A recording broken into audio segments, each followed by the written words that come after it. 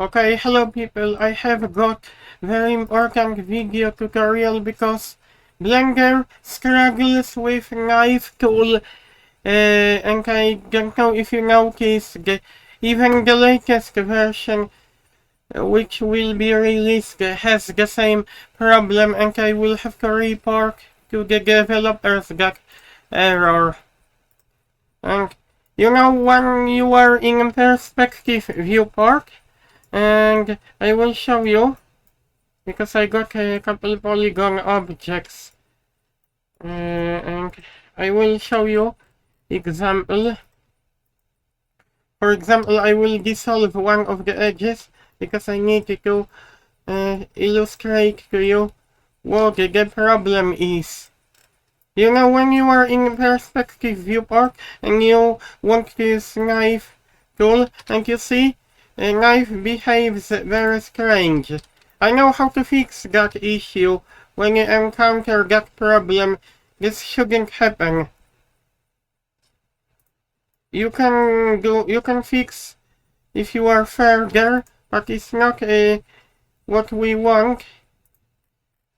I discovered that if you switch to orthographic viewport, you can do that by pressing 5 button on your keyboard, middle button on your keyboard where are 4 arrows on the right side of your keyboard, numpad button, there is number 5 which tells you it is numpad, and you press K and you press Z.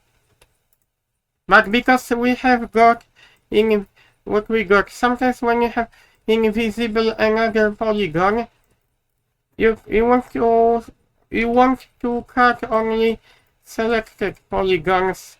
Knife tool will only cut selected polygons. You press K on your keyboard and Z, it will cut through. As you can see, I have to apply.